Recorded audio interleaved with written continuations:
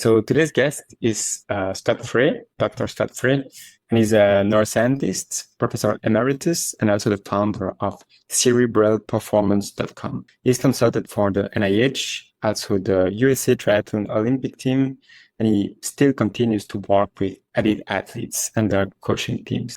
Through his program, he really tries to strengthen the brain's ability to combat this mental fatigue and ultimately what can determine whether you can hold the pace under pressure or not. He's also accomplished endurance athlete himself, and he combines deep scientific insight with his practical experience. So really, if you're trying to go a bit further than just the physical training, and you try to also optimize the brain aspect and the synergistic aspect between brain and body, I really recommend you to listen to Scott. And I also highly encourage you to explore his website, cerebralperformance.com, even if you're more amateur or if you're already competing at a high level. And before we start, I'll just take just a few seconds to thank the sponsor of this podcast, Cosmic Tap. So they really make great apps, but the one I think you'll love the most is EvoDay. So it's EVODAY.com.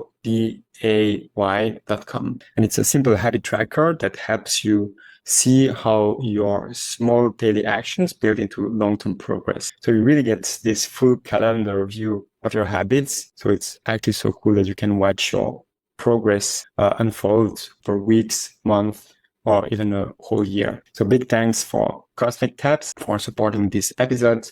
You can check out all their apps, cosmictabs.com, and I've also added a link to the description. So I really, now let's get back to this conversation, which I really like, and I really hope you like it too. Hello. Hey, hello, Cyril. How are you? Good, and you? Is this Doing good? very well. Thank you. Great. So you're in, your time is like 8 o'clock, right? 7. I'm in Okay. Colorado. Yeah. Okay, in here is like 3 p.m. Yes. Where are you? So I'm in Bordeaux, France.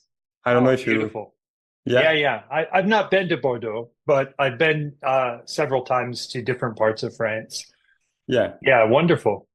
It's pretty One of the for a riders second. that I work with lives in trying to think of where he lives. It's escaping my thoughts right now, but the Maybe pro cyclist. Perpignan? Because Maybe. Yeah, it's yeah, he's actually in a small village. Yeah. yeah, because I'm actually in contact with Sam Laidlaw. I don't. It's like a triathlete that has won the world championship and so on. And I'm Oh, okay. actually one of his coaches is also my coach for triathlon, and he said Ah, that they used to sometimes train in Perpignan. So maybe it's that. actually, I do know who you're talking about now. I'm sorry. I wasn't thinking of the triathlon context, but It can yeah. be my accent as well. No, it's very good. Uh, your English is amazing. My French is virtually non-existent. So it's embarrassing. The terrible American curse Yeah. is that none of us get good language educations. But to be honest, in France, it's like I come from Belgium. So because we Huh. have multiple language in our country, then it Hmm. can be different. But in France, I think it's usually also known that French people are not so good at other languages as well. Well, the Americans are the worst for that, so I can't point the You said it. finger. Belgium, yeah, interesting. Yeah, a lot of great cycling going on there right Yeah. now. In fact, the rider I'm thinking of is in Belgium for some kermesse racing right now. So. Yeah. It's actually like I didn't plan on going there, but why do you think that sometimes little countries are so good at?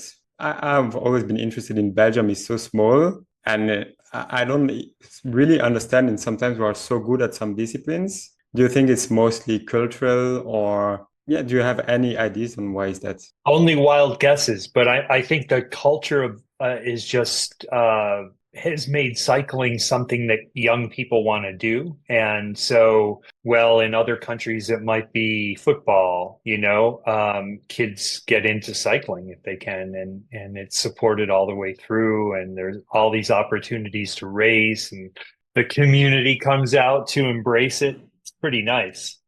Yeah, or like even running in Kenya. Like I just watched Yeah. for like I don't know how many times the documentary on Kipchoge. I don't know if you Uh-huh. watched it. I The haven't seen it. No, I haven't. It's really great. And He's a they very interesting guy. I yeah. should watch it. Yeah, and he has this I feel this perception of everything that makes it so yeah, different that I think on what you can hear from Hmm. he won't talk so much about the science. He won't be too much into Right. the brain. Everything is wonderful, but he has a nice mix, and then I think he has a very fresh perspective on everything, and that makes him Yeah. interesting.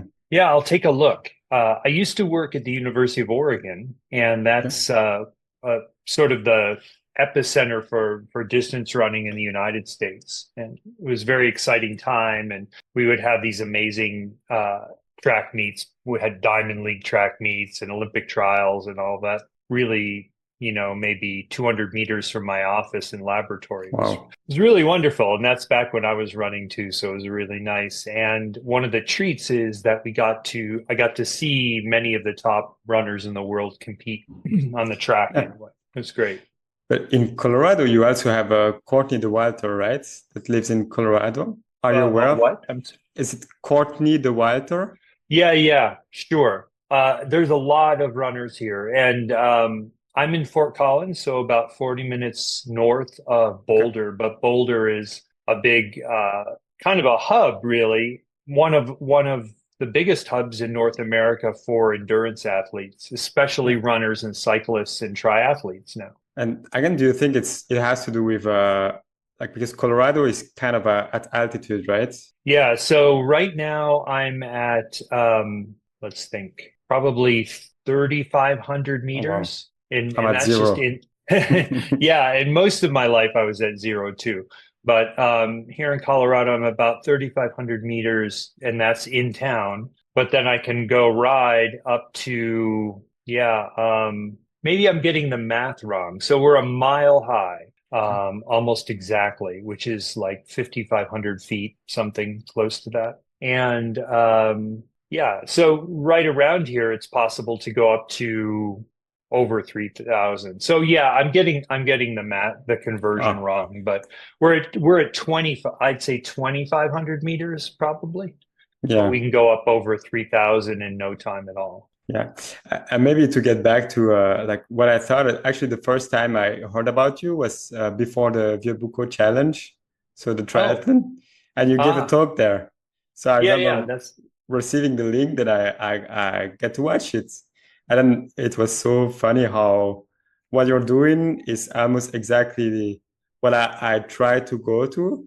And so it's so rare when you get someone that's actually talking that you, of course, did the research for like more than 30 years. And then it was so interesting to me that usually when you approach human performance, I feel you either have this one side that is brain over matter and maybe a bit too much on motivational aspects and so on. And maybe the other side that is a bit too mechanistic reductionism. And so I found your approach was what really got me is when you were talking about more mental aspects. And at some point, you still felt the need to say, well, listen, you still got to put the work in. And so that to me made the difference between just talking about, yeah, I really feel now a lot of what talks to us because it's so strong, when we hear some anecdotes about people that are so motivated and so on, it's so strong that you get motivated and then you kind of lose that other side of the coin.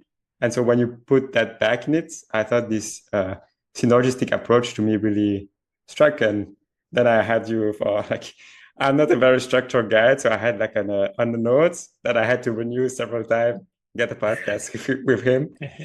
And I'm so happy to Well, have well, him. well, thank you. I'm really happy to be here. And one of the things that I think about a lot is so coming from my background, I was originally trained as an experimental psychologist. And then in the early 90s, when I finished my PhD, we suddenly had access to these amazing tools to look at the brain. And so a lot of the things that I've been studying through my research, behavioral research, things like perception and attention and memory. emotion, suddenly we could actually see what's happening in the brain mechanistically. We could look at the physiology of living human beings. And so I went back and spent 7 years learning that new technology and then combined that with the behavioral studies that I'd been doing. And was lucky enough then to have a career where I was able to run a successful laboratory looking at the neural machinery, really, in the brain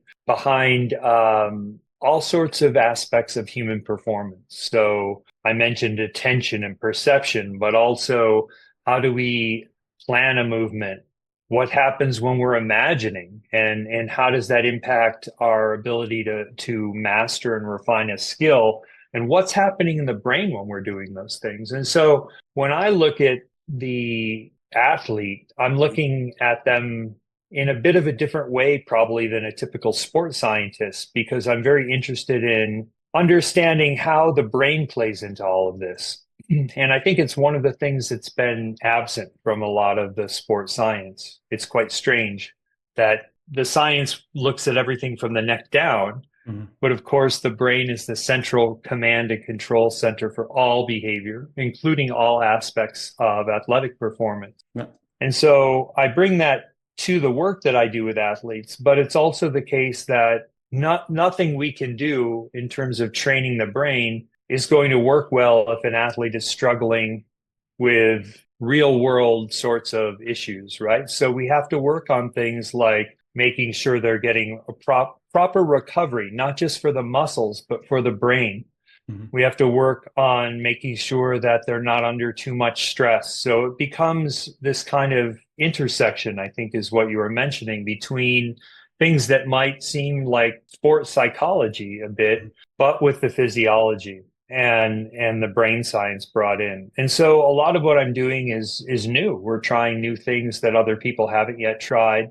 It also gives us a common language to speak to sports scientists because we all speak the language of biology then. And very excited. I'm really enjoying it. And I'm glad I made the transition when I did. As you said, 30 years I was a professor and scientist, led the Research Brain Imaging Center at the University of Oregon, then at the University of Missouri, and then finally decided that in my last effort at working, I'm now 60 years old, I really wanted to pursue this passion. I've always been an endurance athlete myself, continue to race bikes and cross-country skis, but I wanted to work to try to bring some of the science to application, I guess I would say, with athletes, and we're having a good time doing that. It's great. Yeah. I mean, there are so many aspects to me that are interesting in what you've just said, because I'm more of the guys who studied neuroscience, but more from the psychological perspective. Like in what I was doing, there was 5 programs ranging to, it was all neuroscience, but ranging to more psychopathology at the extreme left, extreme, just a way of talking, and the extreme right was more neuroscience, like pure neuroscience, which was more mathematical. In the middle, you had cognitive neuroscience and all of those. And I chose That's the more, me. yeah. I was in the middle. Cognitive. And I chose the more left. So I chose the more psychopathology because I felt I was more interested in all of those. But then, so on one side, I felt that I'm sometimes a bit missing this more mechanistic approach.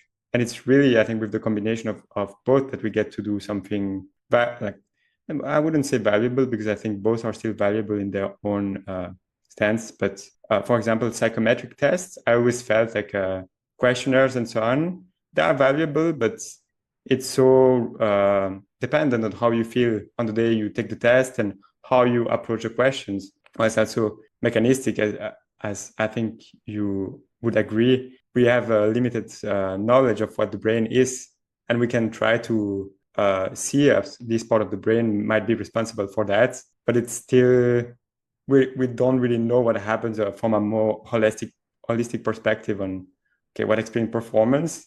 It's just so much that I thought your approach was so interesting. And then I got to wonder also of what do I actually explain performance in athletes. And for example, do you think in the documentary also about Eliud Kipchoge as well, at some point, it talks about he had a pretty difficult childhood with his father was not there. And then he says it's how you interpret the story, that a lot of people have difficulties, of course, when they're younger, and there's different way to interpret the story. But do you actually think that those stories are necessary in a way to get to a very high level in sports? Or do you think like it's part of the equation, but there is so much more, and so you wouldn't just limit it to that? Yeah, I think how an athlete gets to realize their full potential, or as close to realizing their full potential as they can, is not a well-defined path, and that it's very individualistic. And so the key here, I think, is to think like a scientist and be an experimentalist, whether you're the athlete, the coach, or someone like me who's kind of working on the coaching side, I guess I would say. I think you've got to try a lot of different things, and you've got to experiment, and you've got to see what works for the particular athlete. There is no one recipe. So while that works, Kipchoge has found what works for him. Exactly. And obviously it works very well for him, but it might not work so well for you or me or another athlete. And I think that's the exciting part of this. Discovering, continually refining each athlete's process and getting to what really turns the dials for them and helps them to go a little bit further than they've been able to go before in terms of their performance. And I think that's discoverable. I work with, I keep my elite athletes that I work with to a total of 12. I never will take more than 12 because it takes a lot of time and interaction with the athletes in order to start to discover what the ingredients are for them. We have to get to know each other, and we have to be in regular communication. And so I keep the elite athletes I work with small in number because we want to do that. But for each one of them, I think we're making real progress in figuring out what works for them, what doesn't work for them, which is equally important. So yeah, I'll have to watch this documentary. The things I've heard from him, super interesting, super interesting. And so I'm sure there'll be a lot of wisdom there to take in. I also think what you said is also a lot of wisdom that I sometimes remember that. And because, you watch documentaries and then you get to hear so many perspectives, but when you hear one and you're not yourself like a pro athlete or anything, you hear one, then you're like, okay, if this guy, for example, Blumenfeld, I don't know if you know. Oh yeah, of course. Yeah. The Norwegian school and so on, they have 1 way of walking, then you're like, okay, they are so optimized in data and so on that it's can be discouraging to feel. Then you have Courtney DeWalter that is like doesn't really optimize our nutrition, doesn't like I heard her talk. I just eat like nachos and drink beer, and I don't like it's more feeling oriented. And then she talks about it in a very pure way of enjoying it. And then you also have, for example, David Goggins and so on that are more pushing through. Then I think exactly as you said that there is not one recipe. And to me, it's so encouraging that when you're like, okay, I can take what works for me in all that I hear, but it's also I'm an individual that something else might work for me that is completely different. And that I think puts the ball somewhere else than just let's copy this. And I'm always going to be worse at what works for this person, because I'm not that person. So I think it's, in a way, it makes me think of psychopathology. We have that what I didn't like about it, that we have all those terms to explain how someone is feeling. If all of those patterns are there, then it's depression. If all those patterns are there, it's anxiety. But I got to the point to get, those are all terms to explain among maybe therapists to facilitate this process of exchange of this person is experiencing all of those. So it might help you understand what they are going through. But these are still terms that are simplifying realities, and they are not what the individual is going through. So some people might experience everything in depression, but I feel it's completely different, even if they have the same symptoms as someone else with the same symptoms, and something completely different might work for them. For some people, it might be pushing hard and they lack maybe this strong goal and this strong project or this exercise plan, and for some other people, it might be completely different about social relationship and nutrition and so on. So I find really great it's daunting also to look at it individually because you have less frameworks to analyze people.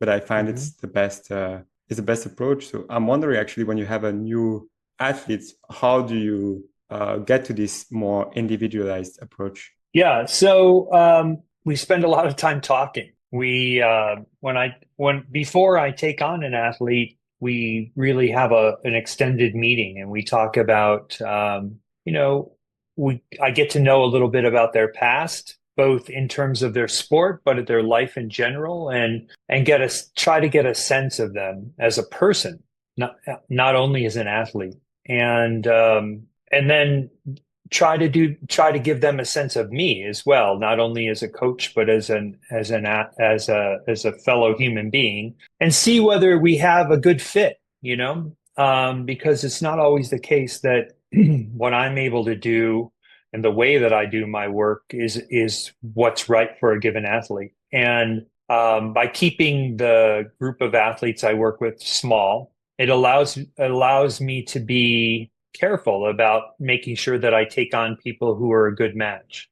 And I'm not a good match for everyone either, right? So it's important for them to know that. And I would never want to take an athlete who would be unsatisfied with what I had to offer and hold them back, because I really feel strongly everyone's on a journey to try to improve themselves, right? Both in their sport and out of their sport. And a big part of what we're doing, I think, are building the sorts of approaches and skills that transfer to the rest of life as well. So there's not a brain for doing sports and a brain for relationships and a brain for education and work.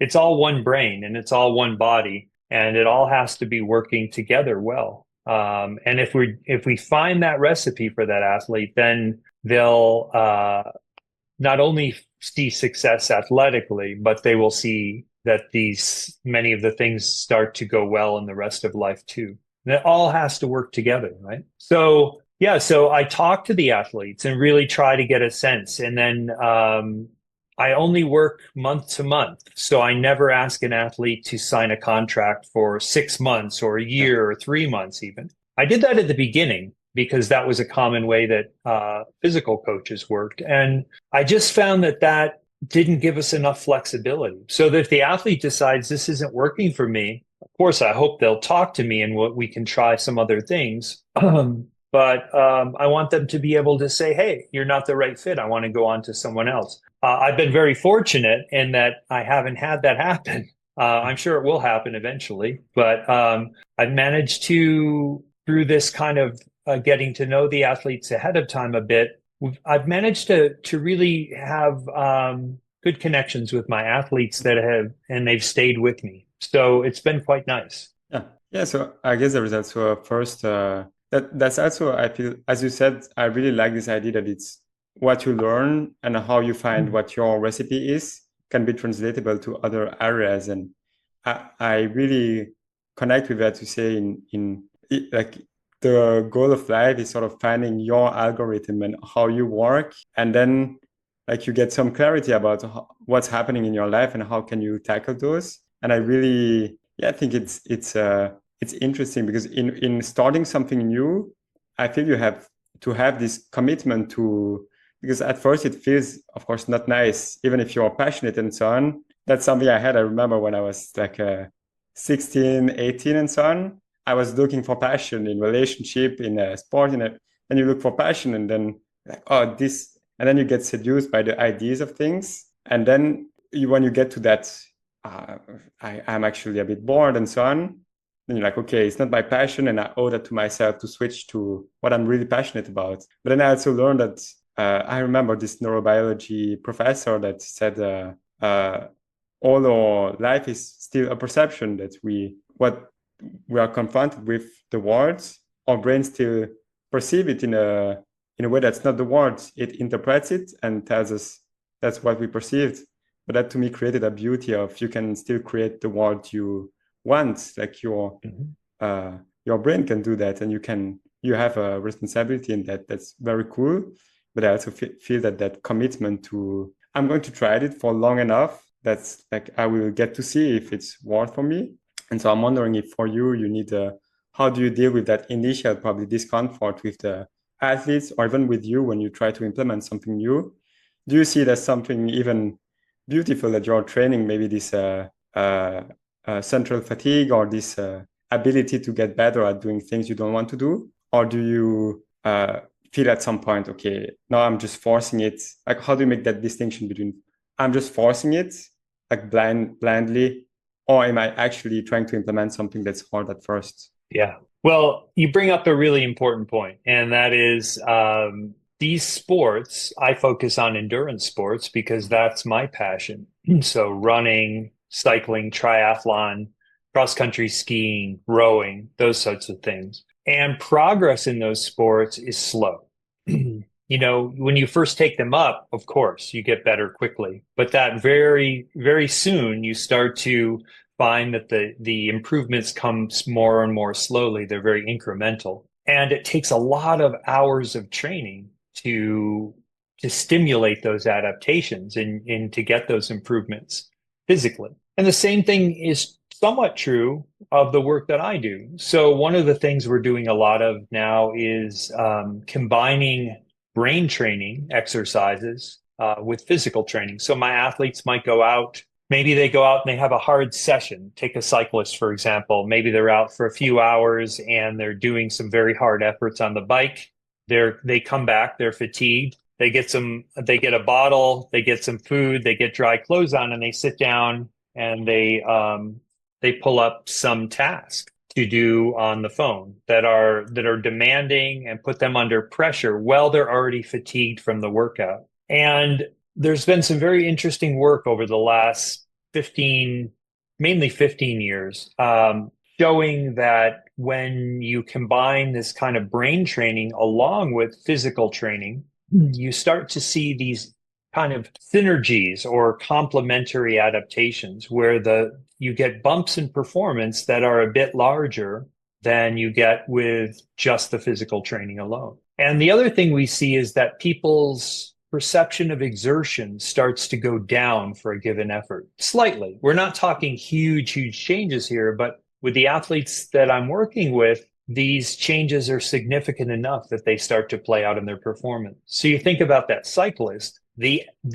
key moves in the bike race are probably going to be going down in most bike races later in the race when they're fatigued. And for them to be more mentally sharp because of the training that we've done together, so that they can quickly read the situation, perception, and that their attention is focused on where it needs to be and so forth, even when they're physically exhausted, that can become quite a large advantage. And we see this too in triathlon. I work with a draft legal kind of Olympic style triathlete at the moment, and we've been doing a lot of this, doing it has had some really interesting impact on focus later in the races and focus in those transitions and so on, where you can really lose a lot of time. So I think there's a lot there.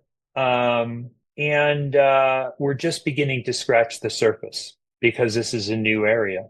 And it's not all of what I do, and it's not even something I do with all of my athletes, but it is proving to be one important tool in my toolbox. Yeah, and as of like this tool you use, I'm also wondering because recently my girlfriend asked me what would be an analogy to each of the discipline of how they feel to you, like the swim, the bike, and the run. And then I feel they are completely different. And I was asking myself of the different mental load they each have. And for me, swimming is purely the discomfort and the survival threats that I feel of you don't touch the floor, you don't see anything in the water. My body personally feels stressed, and I find it, it's that's also what my coach recently told me that one of the main thing in swimming better is just feeling more comfortable in the water. Whereas in the cycling, to me, the hardest is when I do long bike sessions. If it's indoor, there's no stimulation. I'm just so bored at some point, and it's so long and it's so boring. And then running is way more tough on the like when you're done with everything is high, like it's more pushing through when everything hurts, and it's a different kind of hurt.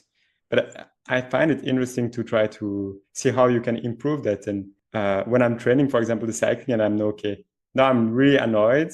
Uh, I have this now perception of it's exactly when I'm perfectly annoyed by something that it's not that I'm training this aspect of me that gets better at doing things that I don't want to do when I'm annoyed. And do you really see a difference between each of those disciplines? Would you have a grasp of, okay, if you feel that way in swimming, that way in cycling, that way in running, would you have a specific toolbox to help people improve in each of the discipline? Yeah, that's a great question. So, a couple of thoughts. I was a triathlete in the 1990s. So, as I said, I'm 60 now. I don't do triathlon anymore and because I can't run anymore. I developed a knee problem that, yeah, had to let go of the running so I could continue on with cycling and ski racing. So, I have my own experiences of racing quite a lot during the 90s, and those turn out to be Distance?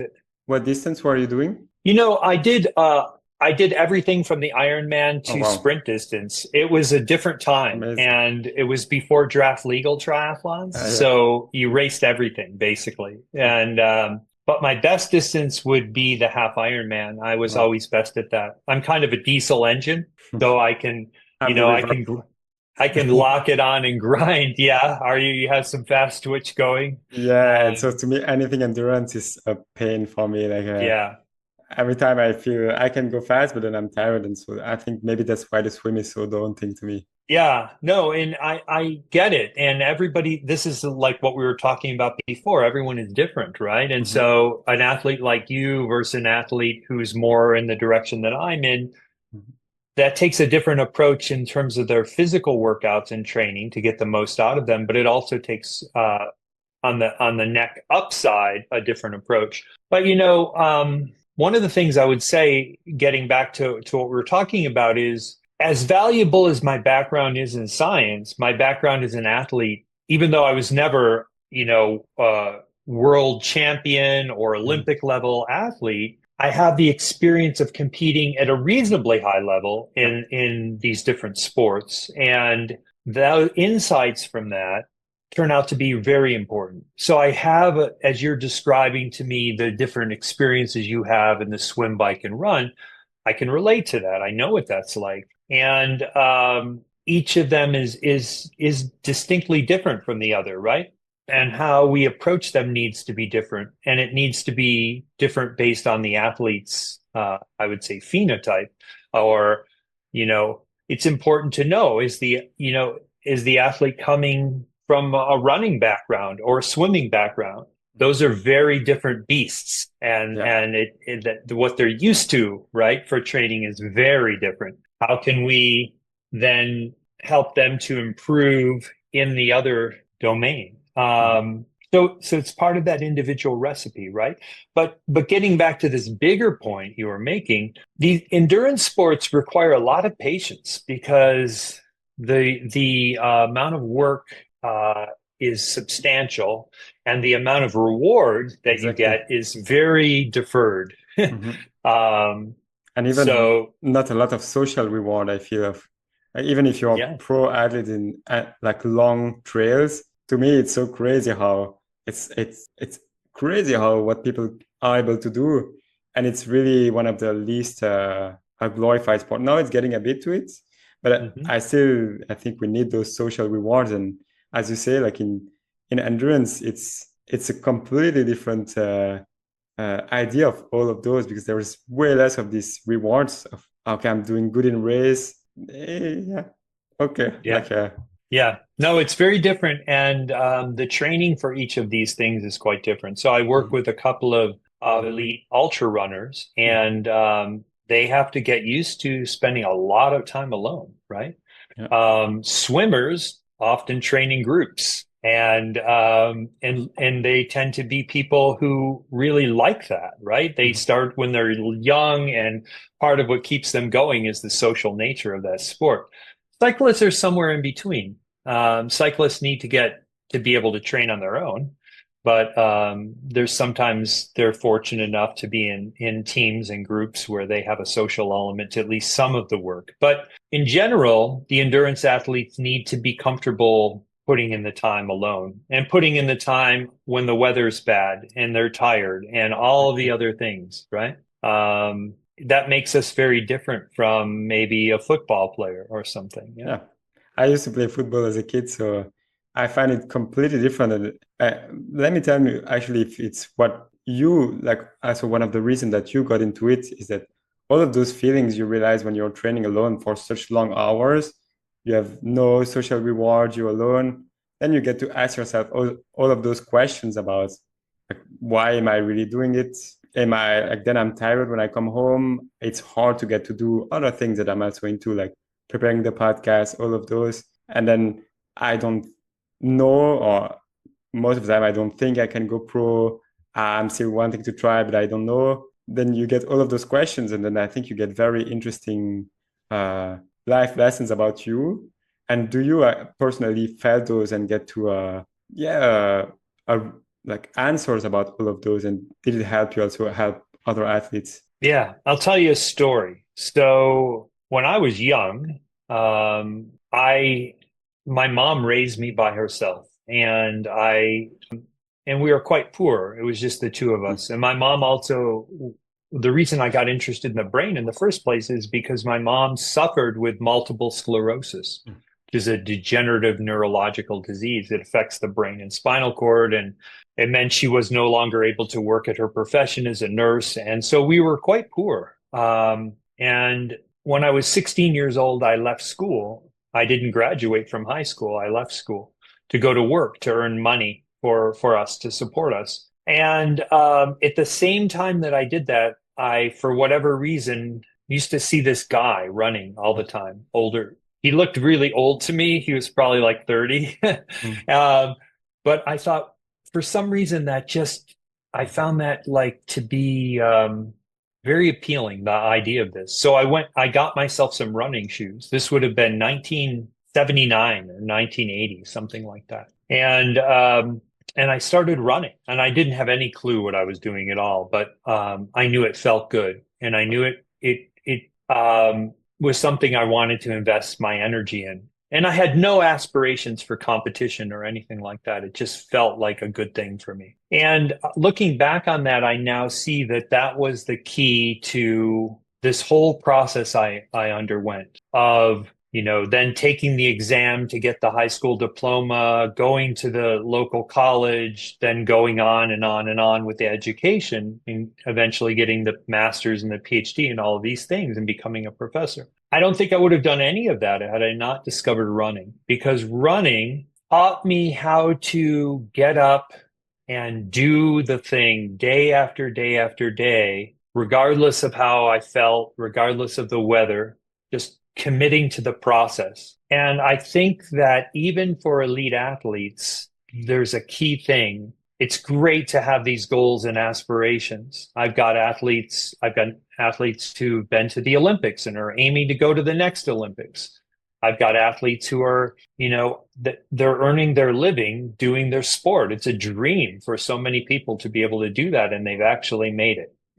But even for them, it's important to see this all as a process and not as just going to the Olympics, chasing a medal, chasing a podium. That's all good, but it's got to be deeper than that, or they'll never sustain the workload. They've got to be invested in the process. And a lot of what I mean by the process is that they've got to be curious about what they're going to learn of themselves by engaging in this activity. If it's just about the medals and it's just about the achievement alone and not about the self-discovery, they're never going to make it in my experience, because it's too long of a path. There's got to be more to it. And the athletes who are successful, the Kipchogis of the world, they know this, right? Yeah. They're not just there to stand on the podium. And they get on the podium because they're able to commit to the work, the pain and the difficult days, as well as the highs and the good days. But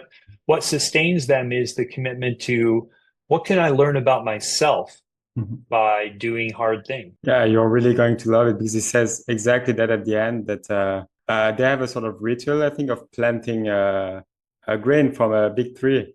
And then he's always like, I love to just look at the plant, how it grows, and he's very patient, and yeah, you can feel it. Him is the reward is the result of everything, but it's even recently he was like fifth or sixth as the London Marathon, I saw and that.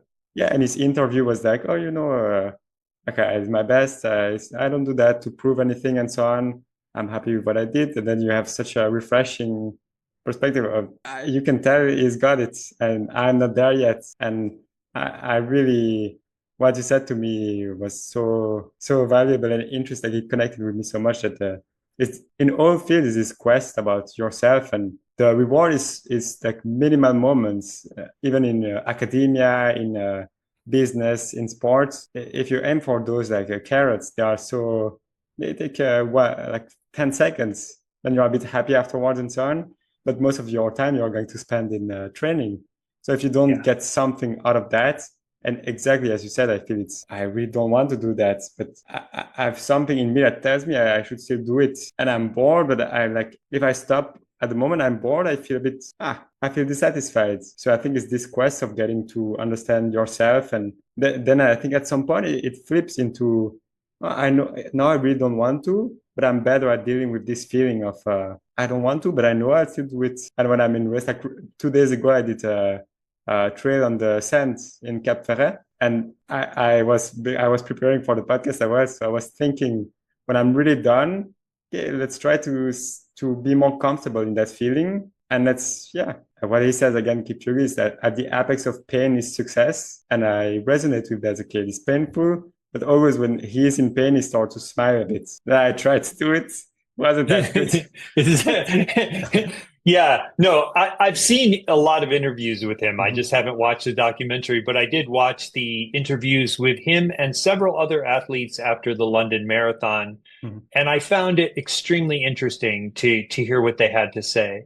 Sifa Hassan gave a very interesting interview as well. I mean, it's I feel like there's always an opportunity to learn by listening to these people and then to consider whether what they're saying has implications that work for you or not. But commitment to the process as we mature as athletes, we start to realize that it's not only about doing the work, but it's about what the work and the pushing through the discomfort can teach us about ourselves. And I think it can teach us things about ourselves that we might otherwise never discover. So, there have been times in my life where I've relied very heavily on that to get me through, and it's always worked. So I would say now it's been 45 years of continuous with very few breaks. I've had a couple of injuries on the bike. I've had to have some surgeries to repair, but as soon as possible would be back training, Yeah. and I would continue this whether or not there was another race on the calendar ever again. And I think that there are two kinds of athletes, right? There are athletes who are very much oriented toward the racing, and there are others who are very much committed to the training. And I think you need both to be successful. Yeah, and I feel that, and this, yeah, this, as you said, like there's so many feelings around it, and then it's how do you approach this whole into now I'm going to train. How am I going to approach my training plan? I know I used to do that. It's not good, and I have these anecdotes so many times because it's for me swimming is so hard, and then I tell people I do that. And for example, shorter distance, I know I'm made for shorter distances since I'm a kid, but then I do longer distances and I'm kind of bad at it. So when I have to explain to people why I do that, I have always this question of, if you don't like swimming, why don't you do bike run, for example, or just run? And I'm like, it gives me a sense of pride and a sense of getting to know myself. And actually, I think literally I'm bad at swimming and I got to understand it because when I get stressed, it's my breathing. And I got to understand why in my past it was maybe that's when I was Oh yeah. born. Yeah, when I was born, I couldn't breathe so well, and only later it was discovered that I had a form of asthma or of other like breathing issues. And Hmm. then so my development was really stopped until maybe I was 3 or 4 years old when they found what it was. And as soon as I I got see. a treatment, then I got my development just went super quick. And so then I got, okay, maybe all my fears and so on manifested me struggling in breathing.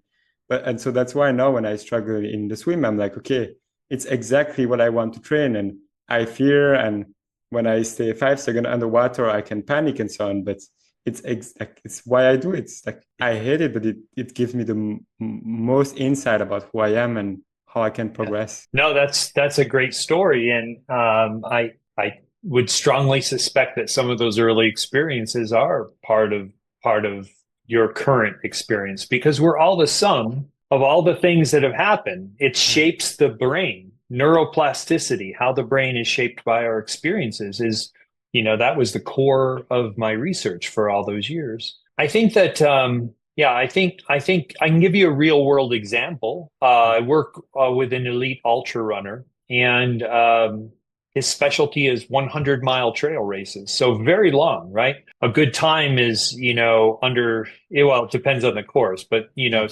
18 hours is like a super fast time. Wow. I've been having him run 5K races and 10K races and half marathons. And at first, it was very, he had to have a lot of trust in me to agree to do that. But it's turned out to be really fantastic for him. And what it's done is exposed him to being challenged in ways that the ultra running training was never doing. He was never getting into those places where he was pushing into that second lactate turn point. And doing that really has, I think, some physiological benefits for these athletes, but also psychologically, it helped to recalibrate his sense of perceived exertion. And so where he thought he was really pushing up against the limits, he started to realize, well, there are other ways to train those limits that don't require going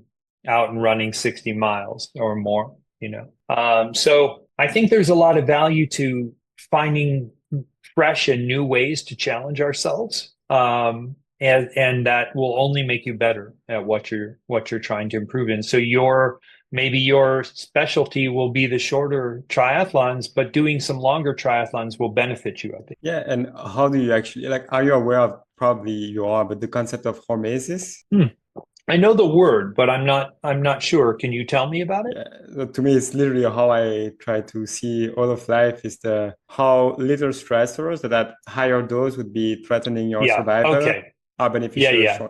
And so I misunderstood you. Yes. I never know how to say it in English. No, it's good. Yeah, so I'm wondering if you can see those in training, in improving and so on. Isn't it the goal to find this window where you have the most benefits with the higher stress you can put on yourself without getting into then hurting your body to improve? And isn't it to try to find that window always, and the hormetic window it's called, and yeah, the hardest to identify this, like, am I now hurting? Like, I look at the heart rate, it's like 190. Okay, what am I doing now? And then I have these talks. I remember in the race, like, I'm really suffering and so on, but who knows how much I'm leaving on the table, and maybe I can start to enjoy it, and maybe it will lower my heart rate. Should I listen to the heart rate? Is it now like there's a very also different hormetic window in training compared to in race? Like, maybe it's not the moment in race to have hormetic window, more in training.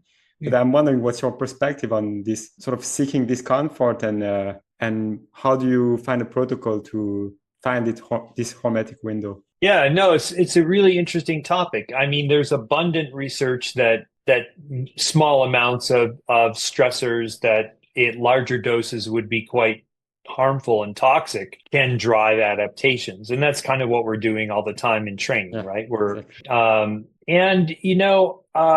I think that it has to be very carefully done. And what I see a lot with endurance athletes is that they're oriented often, particularly like the more elite athletes I work with, they're often, their coach might say, I want you to go out and ride 2 hours, and your power should be, I don't know, 300 watts, between 280 and 300 watts, or 250 and 300 watts.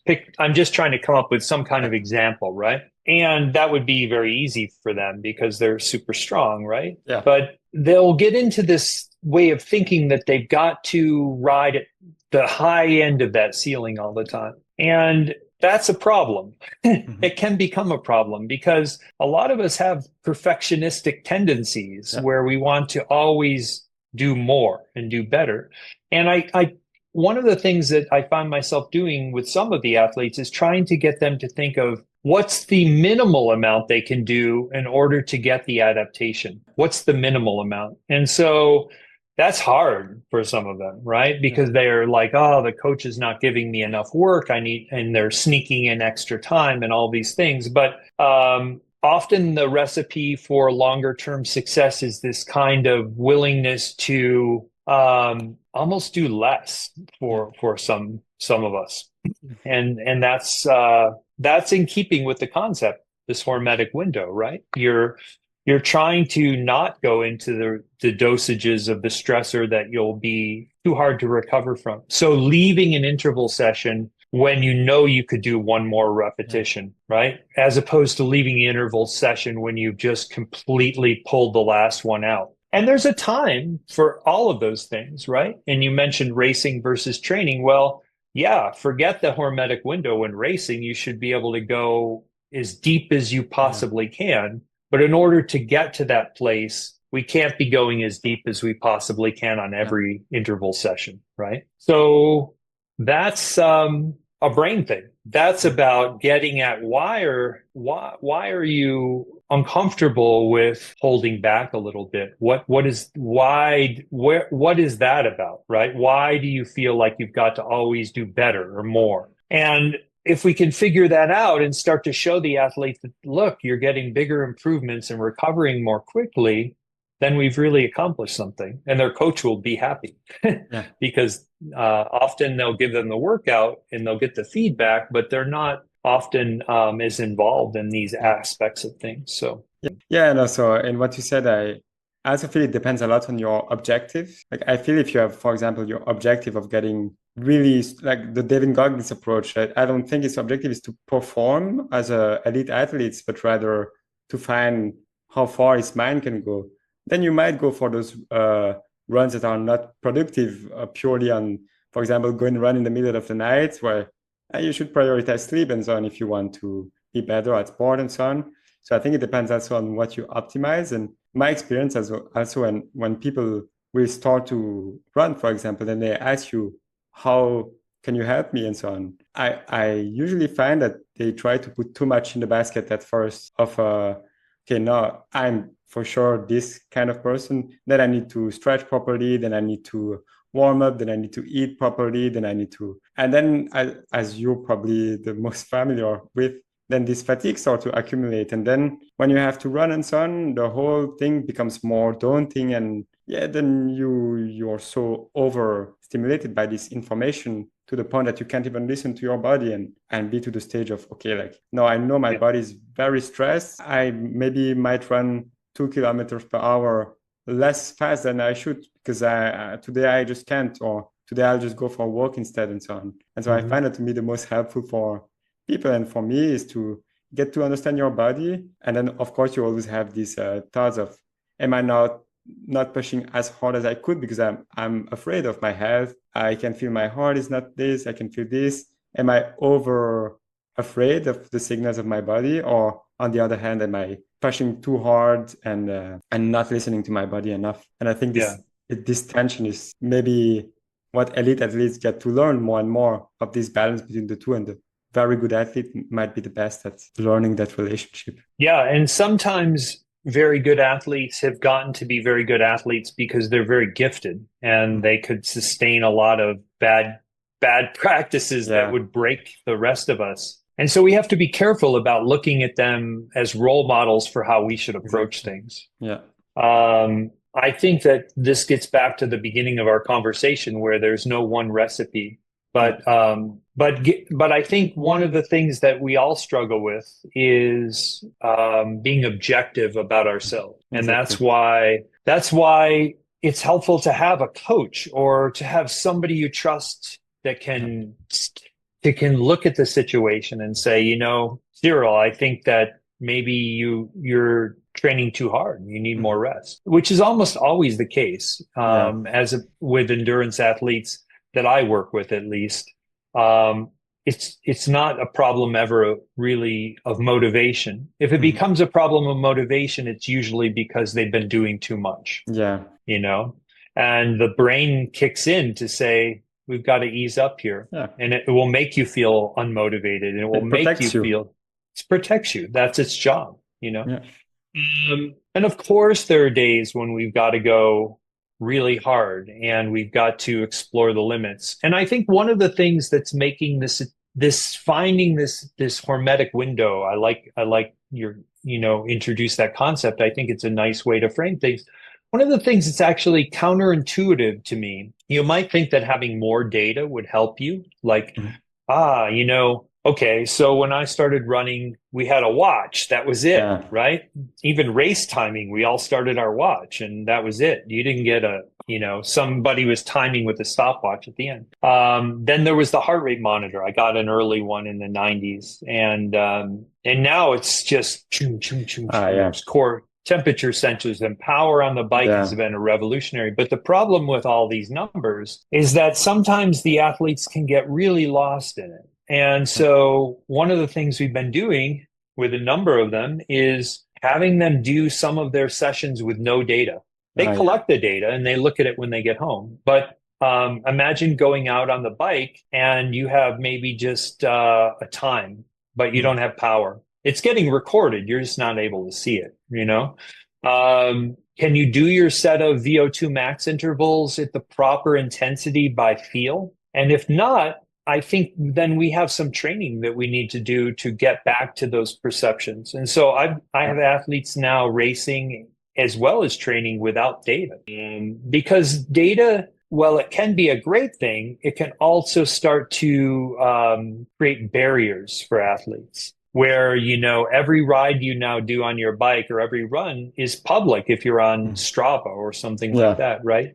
And that affects what people do. Even unconsciously, it affects how they approach an easy day. Well, are you comfortable enough with yourself to go out and run, 4.5 Ks an hour on your easy day or whatever it has to be, right? Or are you embarrassed to have people see this, Yeah.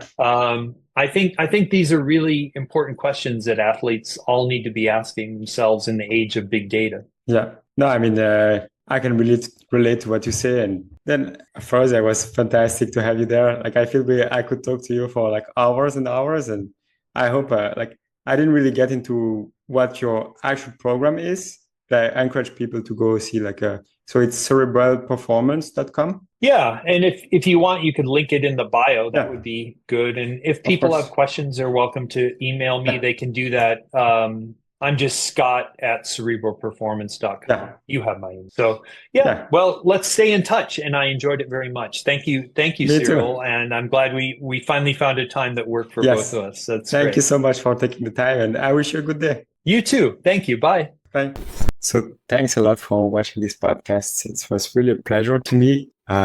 We only had an hour, but obviously, as you could tell, we only scratched the surface. But I really, really enjoyed this conversation, and the smallest thing I can do is just to recommend you to visit his website, so cerebralperformance.com, because he's really such a great person, and I just recommend you to look at his work. And once again, I want to thank the sponsor of these podcasts, Cosmic Taps and Evo Day. And I also want to thank all of you for tuning in and staying until the end. Take care of yourself and see you later.